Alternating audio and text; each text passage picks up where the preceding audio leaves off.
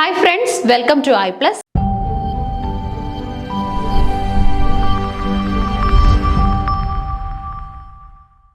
ഇന്നത്തെ ക്ലാസ്സിൽ നമ്മൾ ഡിസ്കസ് ചെയ്യാനായിട്ട് പോകുന്നത് നമ്മുടെ നെറ്റ് ഇംഗ്ലീഷിൻ്റെ PYQ ഡിസ്കഷനാണ്. ഓക്കെ, അപ്പം നമ്മുടെ പ്രീവിയസ് ഇയർ ക്വസ്റ്റ്യൻസ് ഒക്കെ നമ്മളൊന്ന് അനലൈസ് ചെയ്യാനായിട്ട് പോവുകയാണ് ഇന്നത്തെ ഈ ഒരു ക്ലാസ്സിലൂടെ. ഓക്കെ, അപ്പോൾ 2024 ക്വസ്റ്റ്യൻസ് ആണ് നമ്മളിവിടെ സെലക്ട് ചെയ്തിട്ടുള്ളത് അനാലിസിസിനായിട്ട്. അപ്പോൾ ഓരോ ക്വസ്റ്റ്യൻസിലൂടെയും നമ്മൾ ഗോ ത്രൂ ചെയ്യും, അതിൻ്റെ ആൻസേഴ്സ് പ്ലസ് ആ ഒരു ഓപ്ഷൻസിൻ്റെ പ്രത്യേകതകൾ ഒക്കെ ആയിരിക്കും നമ്മൾ ഇന്നത്തെ ക്ലാസ്സിൽ അനലൈസ് ചെയ്യാനായിട്ട് പോകുന്നത്. ഓക്കെ, അപ്പോൾ പരീക്ഷയ്ക്കായിട്ട് കാത്തിരിക്കുന്നവർക്ക് ഉറപ്പായിട്ടും ഇത് ഉപകാരപ്രദമാകുമെന്ന് വിശ്വസിക്കുന്നു. കാരണം നിങ്ങൾ ടോപ്പിക്സ് ഒക്കെ കവർ ചെയ്തിട്ടുണ്ടാവും. ഇനി നിങ്ങൾക്ക് ആവശ്യം കുറച്ച് നല്ല ചോദ്യങ്ങളായിരിക്കും അല്ലേ, കുറച്ച് പഴയകാല ചോദ്യങ്ങളായിരിക്കും നിങ്ങൾക്ക് ആവശ്യം. അപ്പോൾ അതിനായിട്ടാണ് ഈ ഒരു വീഡിയോ നമ്മൾ ചെയ്യുന്നത്. നോക്കിയാലോ, നോക്കി.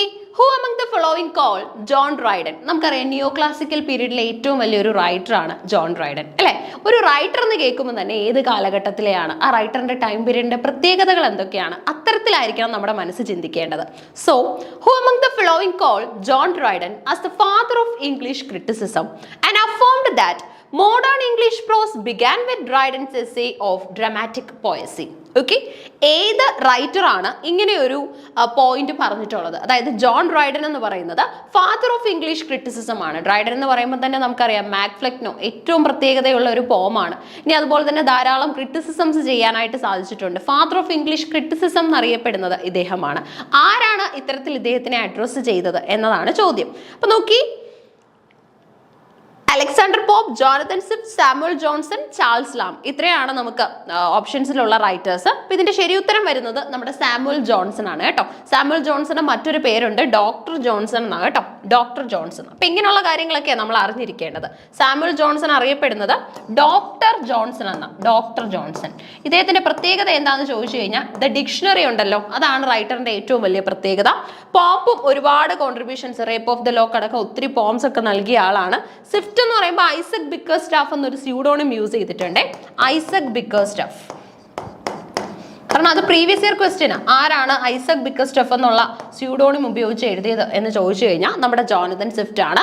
ഇനി അതുപോലെ തന്നെ ലാംബ് ഈലിയ എന്നുള്ള ഒരു പെൻ നെയിം ഉപയോഗിച്ചിട്ടുണ്ട്. ബാച്ചിലർ ആം ചെയർ എന്നൊക്കെയുള്ള ഫ്രേസസ് ഒക്കെ കൊണ്ടുവരാനായിട്ട് റൈറ്റർക്ക് സാധിച്ചിട്ടുണ്ട്. അപ്പോൾ ഒരു ക്വസ്റ്റ്യനുമായിട്ട് ബന്ധപ്പെട്ട ഒത്തിരി കാര്യങ്ങൾ നമ്മൾ PSC ഒക്കെ പഠിക്കത്തില്ലേ, അതൊരു അപ്രോച്ചാണ് ശരിക്കും ഇപ്പം നെറ്റിനും സെറ്റിനും ഒക്കെ ആവശ്യമായിട്ട് വന്നേക്കുന്നത്. കാരണം ക്ലബ് ചെയ്തിട്ടുള്ള ഒത്തിരി കോൺസെപ്റ്റുകൾ അറിയണം. നേരത്തെ ആണെങ്കിൽ നമുക്കൊരു റൈറ്ററിന്റെ വർക്ക് മാക്സിമം പോയാൽ അതിന്റെ ഇയർ ഓഫ് പബ്ലിക്കേഷൻ അത്രയും മതിയായിരുന്നു.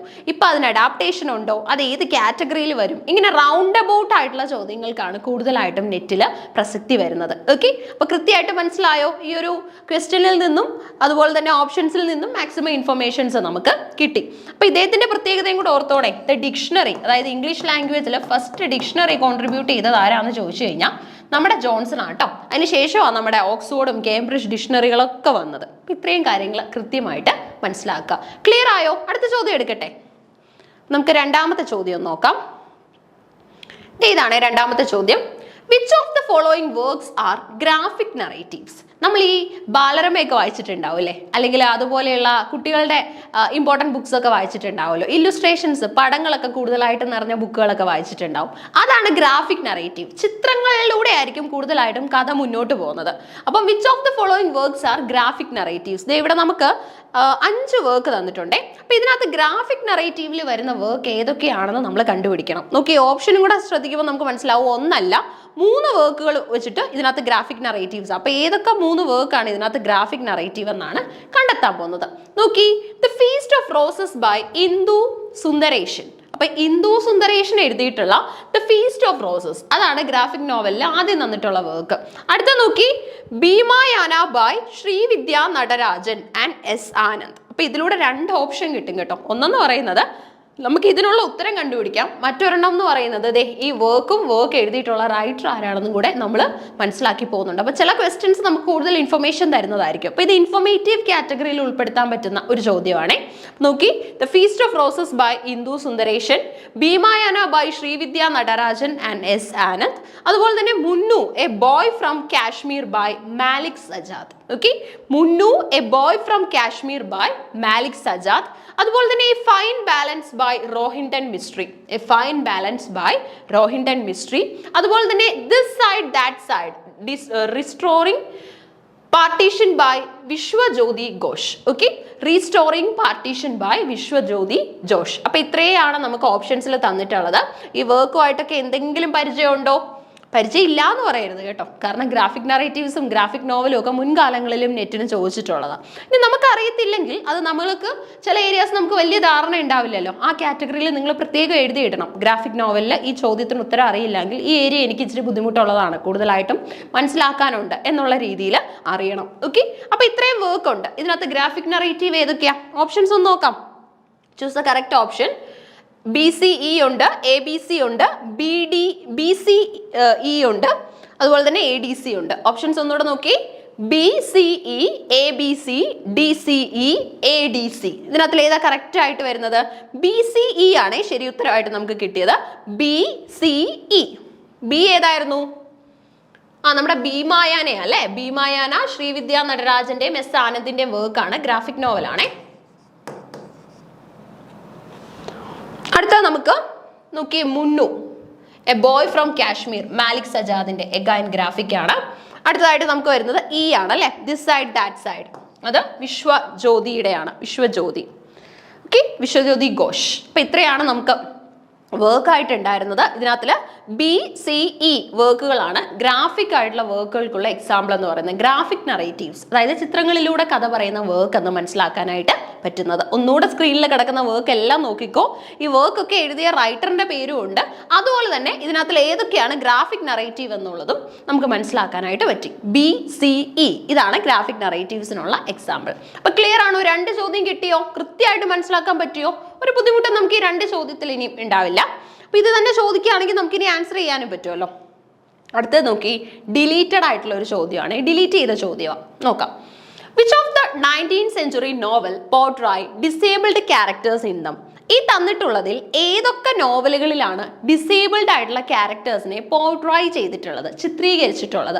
ഡിസേബിലിറ്റി മീൻസ് ചിലപ്പോൾ നടക്കാനോ അല്ലെങ്കിൽ സംസാരിക്കാനോ കണ്ണു കാണില്ലായിരിക്കും, അങ്ങനെയുള്ള എന്തെങ്കിലുമൊക്കെ തന്നെ വൈകല്യങ്ങളില്ലേ, ആ വൈകല്യങ്ങളുള്ള ക്യാരക്ടേഴ്സിനെ പ്രസന്റ് ചെയ്തിട്ടുള്ളതായ നോവലുകൾ ഏതൊക്കെയാണ്? Which of the following 19th century നോവലുകളാണ് ഇതൊക്കെ.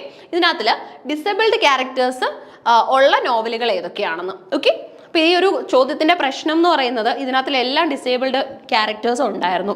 അപ്പം നമ്മുടെ ഓപ്ഷൻ പ്രകാരം എല്ലാം കൂടെ ശരിയാണ് എന്നൊരു ഓപ്ഷൻ നമുക്കില്ല, അതുകൊണ്ടാണ് ഈ ചോദ്യം ഡിലീറ്റ് ചെയ്തത് കേട്ടോ. അപ്പോൾ ഈ ഡിലീറ്റ് ചെയ്ത ചോദ്യമൊക്കെ ഇനി ഒന്ന് റീവർക്ക് ചെയ്ത് വേണമെങ്കിൽ അടുത്ത ക്വസ്റ്റ്യൻ പേപ്പറിൽ നമുക്ക് പ്രതീക്ഷിക്കാം. അപ്പോൾ അതുകൊണ്ട് ഡിലീറ്റഡ് ക്വസ്റ്റ്യൻ എന്തായിരുന്നു അതിന്റെ പ്രശ്നം എന്ന് മനസ്സിലാക്കി പഠിച്ചിട്ട് വേണം അടുത്ത പരീക്ഷയ്ക്ക് പോകാനായിട്ട്. അങ്ങനെ ചെയ്യത്തില്ലേ? ഓക്കെ, നോക്കി.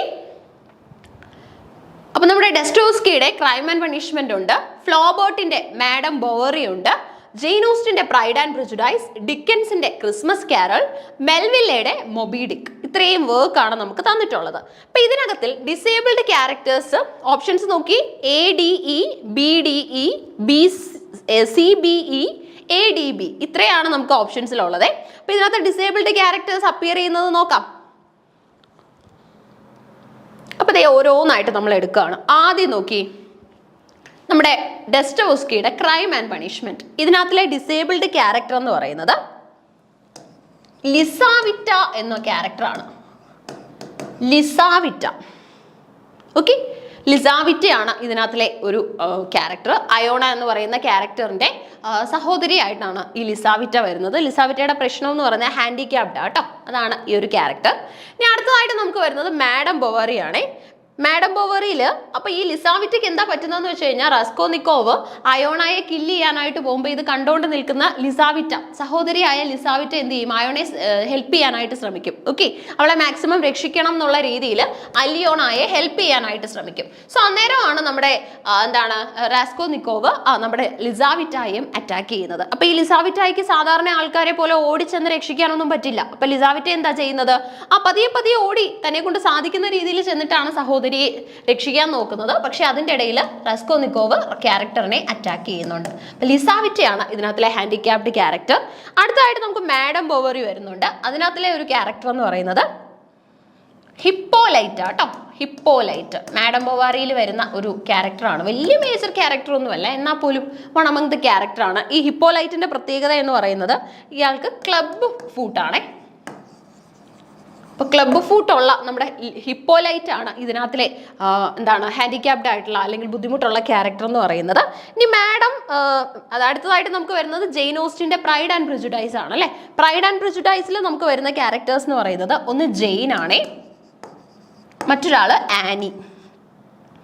ആനി ബോറോ എന്ന് പറഞ്ഞിട്ടൊരു ക്യാരക്ടർ വരുന്നുണ്ട്. അപ്പം ജെയിനും ആനി ബോറോയും ആണ് ഇതിനകത്തിലെ നമ്മുടെ ക്യാരക്ടേഴ്സ് ആയിട്ട് അപ്പിയർ ചെയ്യുന്നത്.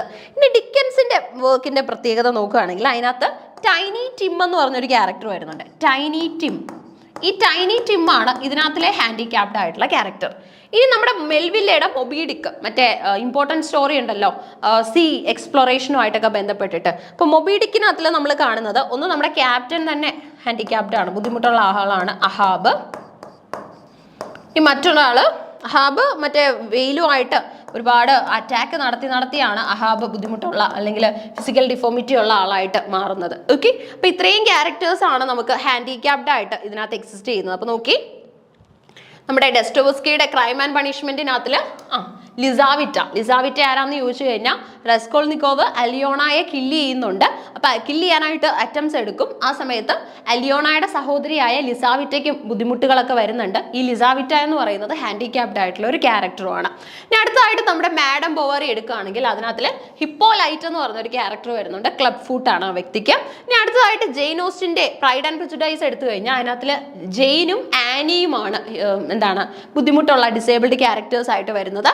ഇനി ക്രിസ്മസ് കാരൽ എടുത്തു കഴിഞ്ഞാൽ അതിനകത്ത് ടൈനി ടിം ഉണ്ട്. ഈ ടൈനി ടിം ഡിസേബിൾഡ് ആയിട്ടുള്ള ക്യാരക്ടറാണ്. ഇനി അടുത്തതായിട്ട് മെൽവില്ലയുടെ മൊബീഡിക്ക് എടുത്തു കഴിഞ്ഞാൽ മെയിൻ ക്യാരക്ടർ ആയിട്ടുള്ള അഹാബും അതുപോലെ തന്നെ പിപ്പും അതിനകത്തിൽ ഡിസേബിൾഡ് ആയിട്ടുള്ള ക്യാരക്ടേഴ്സ് ആയിട്ടാണ് അപ്പിയർ ചെയ്യുന്നത്. ഓക്കെ, അപ്പൊ ഇതാണ് ഈ ഒരു ക്വസ്റ്റ്യനുള്ള ഉത്തരം എന്ന് പറയുന്നത്. അപ്പൊ ഇതിനകത്തിൽ എല്ലാ വർക്കിലും നമുക്ക് ഡിസേബിൾഡ് ക്യാരക്ടേഴ്സിനെ കാണാം. ഇതിനകത്തിലുണ്ട്, നെക്സ്റ്റ് വണ്ണിലുണ്ട്. അപ്പൊ ഈ 5 വർക്ക്സിലും ഡിസേബിൾഡ് ക്യാരക്ടേഴ്സ് അപ്പിയർ ചെയ്യുന്നുണ്ട്. അങ്ങനെ ഒരു ഓപ്ഷൻ നമുക്കില്ല. ABCDE എന്ന് പറഞ്ഞിട്ട് നമുക്കൊരു ഓപ്ഷൻ ഇല്ല, അല്ലെങ്കിൽ ഓൾ ഓഫ് ദി അബോവ് എന്നും ഒരു ഓപ്ഷൻ ഇല്ല. അതുകൊണ്ട് തന്നെ ക്വസ്റ്റ്യൻ തെറ്റാണ്. ഓക്കെ, അതിന്റെ പേരിലാണ് അത് ഡിലീറ്റ് ചെയ്തത്. ഓക്കെ, ക്ലിയർ ആയോ? അപ്പൊ എന്തുകൊണ്ടാണ് ഇത് ഡിലീറ്റ് ചെയ്തതെന്ന് മനസ്സിലായല്ലോ. ഈ ഡിലീറ്റ് ചെയ്ത ചോദ്യം കറക്റ്റ് ചെയ്ത് നമുക്ക് അടുത്ത വർഷം വേണമെങ്കിൽ അപ്പിയർ ചെയ്യും. അപ്പൊ അതുകൊണ്ടാണ് ഇത് ശ്രദ്ധിക്കണമെന്ന് പറഞ്ഞത്. ഓക്കെ, ക്ലിയർ ആണോ? ആ ഡിസേബിൾഡ് ക്യാരക്ടേഴ്സിന്റെ പേരൊക്കെ എഴുതി വെച്ചോ. ഓക്കെ, അപ്പൊ അടുത്ത ചോദ്യം അങ്ങ് എടുക്കാം. അടുത്ത ചോദ്യം നോക്കി, Y ഡോക്യുമെന്റിങ് when is a block quotation used in prose? നമുക്കിത് അത്യാവശ്യം വരുന്നത് നമ്മുടെ ലാസ്റ്റ് യൂണിറ്റിലാട്ടോ, യൂണിറ്റ് 10-ലാണ്. യൂണിറ്റ് 10. അപ്പോൾ നോക്കി, while documenting when is a block quotation used in prose. എപ്പോഴാണ് നമുക്കൊരു ബ്ലോക്ക് കൊട്ടേഷൻ പ്രോസിൽ ഉപയോഗിക്കാൻ പറ്റുന്നതെന്നാണ്. പ്രത്യേകം ശ്രദ്ധിച്ചോണേ, പ്രോസിലും പോയട്രിയിലും വ്യത്യാസങ്ങൾ വരാറുണ്ട്. അപ്പോൾ പ്രോസിൽ എപ്പോഴാണ് നമുക്ക് ബ്ലോക്ക് കൊട്ടേഷൻ ഉപയോഗിക്കാൻ പറ്റുന്നത്?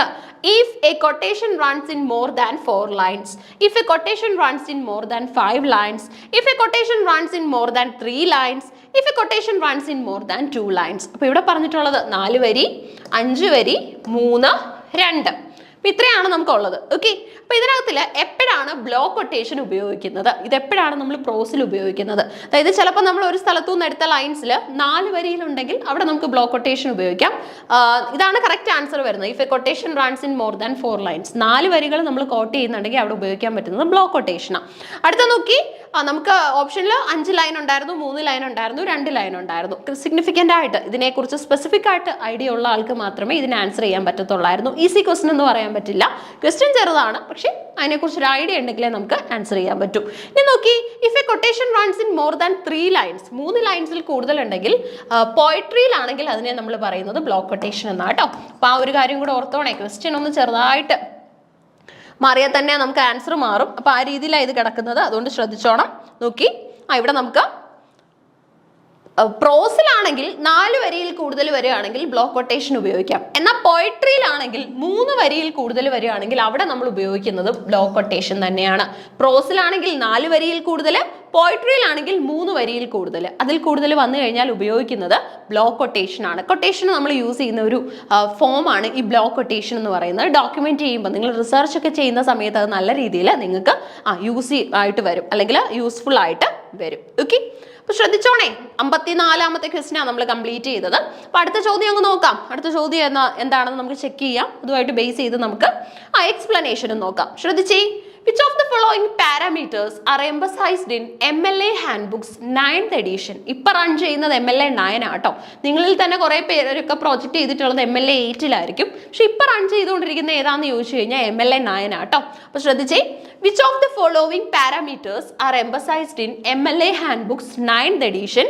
Chapter titled principles of inclusive language. അപ്പോൾ പ്രിൻസിപ്പിൾസ് ഓഫ് ഇൻക്ലൂസീവ് ലാംഗ്വേജ് എന്ന് പറയുന്ന ആ ഒരു ചാപ്റ്ററിൽ ടൈറ്റിൽ ചെയ്തിട്ടുള്ള പാരാമീറ്റേഴ്സ് എന്തൊക്കെയാണ്? അതായത് MLA 9th എഡിഷന്റെ ഭാഗമായിട്ടുള്ള പ്രിൻസിപ്പിൾസ് ഓഫ് ഇൻക്ലൂസീവ് ലാംഗ്വേജ് എന്ന് പറയുന്ന ചാപ്റ്ററിൽ എംബസൈസ് കൊടുത്തിട്ടുള്ള പാരാമീറ്റേഴ്സ് അല്ലെങ്കിൽ അതിനകത്ത് ഇൻക്ലൂഡഡ് ആയിട്ടുള്ള ക്യാരക്ടറിസ്റ്റിക്സ് എന്തൊക്കെയാണ് എന്നാണ് ചോദ്യം. നോക്കാം. Avoid negatively judging others experiences. Okay, നോക്കി, avoid negatively judging others experiences. അടുത്തത്, use a dictionary to check for offensive terms, extensive use of pronouns, any format or capitalization and styling, make references to identify relevant sources. Okay, check ചെയ്ത് എന്തൊക്കെയാ ഉള്ളത്? Avoid negatively judging other experiences, അത് നമ്മൾ avoid ചെയ്തിട്ടുണ്ട് എന്ന് പറയുന്നു. Use a dictionary to check for offensive terms.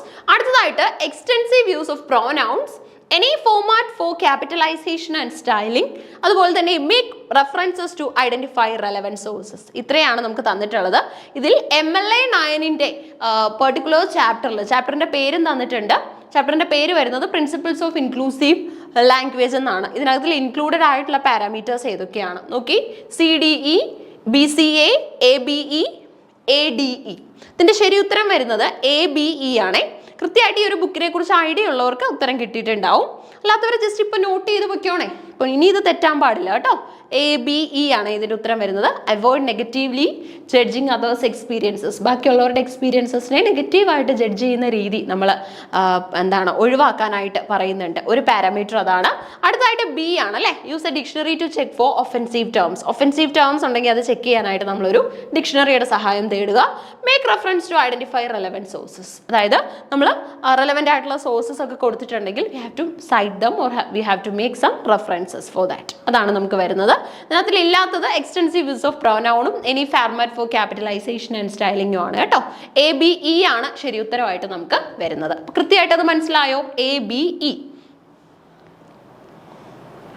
അപ്പൊ 56-ാമത്തെ ചോദ്യം ഒന്ന് നോക്കാം. 56-ാമത്തെ ചോദ്യം എളുപ്പമാണെന്ന് തോന്നുന്നു, നിങ്ങൾക്കും ചെയ്യാൻ പറ്റും പെട്ടെന്ന്. Which statement among the following rightly defines an invective? ഇൻവെക്റ്റീവിനെ ഡിഫൈൻ ചെയ്യുന്ന സ്റ്റേറ്റ്മെന്റ് ഏതാണ്? Denunciatory, abusive or vituperative speech or writing, eulogising speech, writing or act of a person. ഒരാൾ ചെയ്ത കാര്യത്തിനെ നമ്മൾ ബൂസ്റ്റ് ചെയ്ത് അല്ലെങ്കിൽ അവരെ നമ്മൾ വിത്ത് റെസ്പെക്ട് പറയുന്ന രീതി. Speech or writing that establishes the belief in God, അതായത് ദൈവത്തിലൊരു ബിലീഫ് കൂട്ടുന്ന തരത്തിലുള്ള റൈറ്റിംഗ്സ്. അടുത്തത്, speech or writing that is essentially appreciative of a person. അടുത്തതായിട്ട് നമുക്ക് വരുന്നത് എന്താണ്?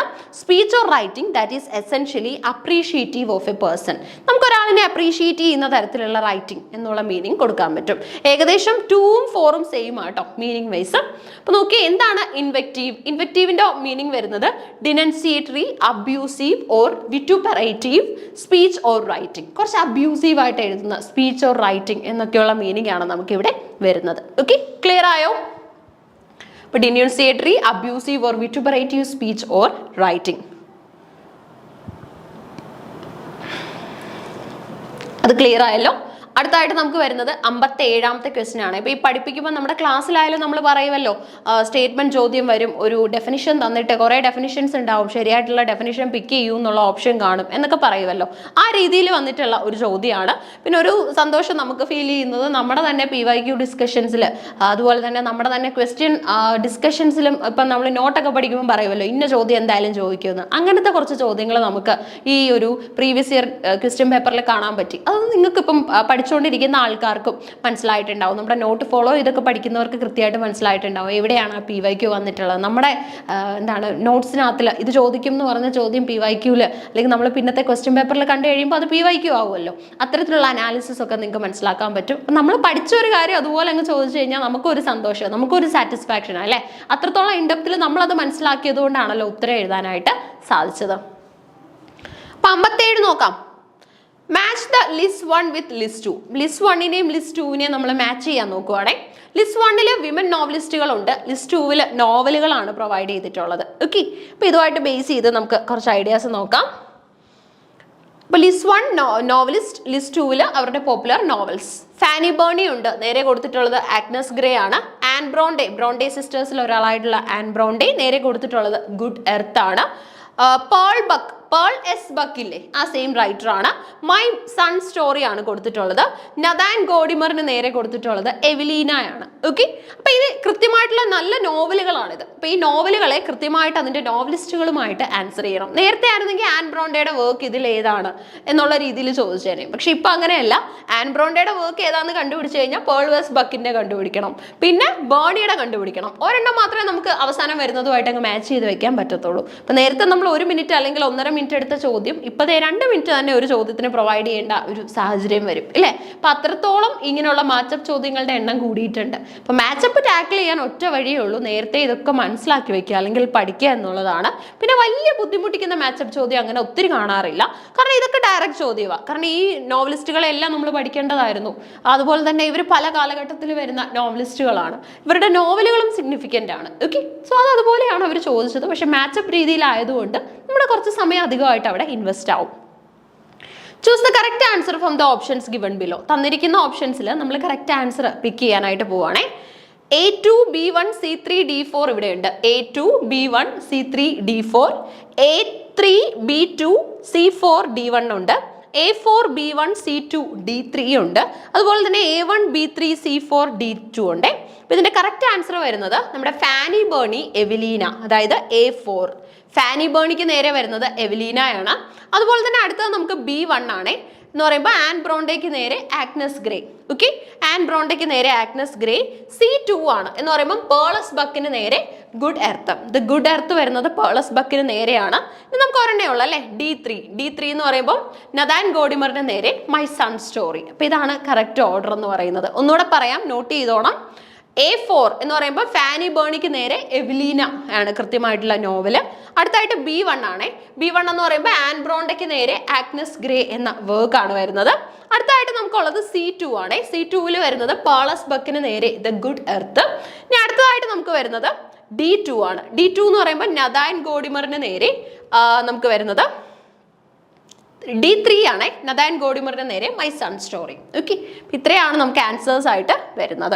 അപ്പോൾ ഒന്നുകൂടെ നോക്കുകയാണെങ്കിൽ നമുക്ക് ഫാനി ബേർണിക്ക് എവലീന, അടുത്തതായിട്ട് നമ്മുടെ ബ്രോണ്ടയ്ക്ക് ആഗ്നസ് ഗ്രേ, പേളസ് ബക്കിന് ഗുഡ് എർത്ത്, നഥാൻ ഗോഡിമറിന് സൺ സ്റ്റോറി. ഓക്കെ, കൃത്യമായിട്ട് നമുക്ക് ആൻസർ ചെയ്യാനായിട്ട് സാധിക്കും.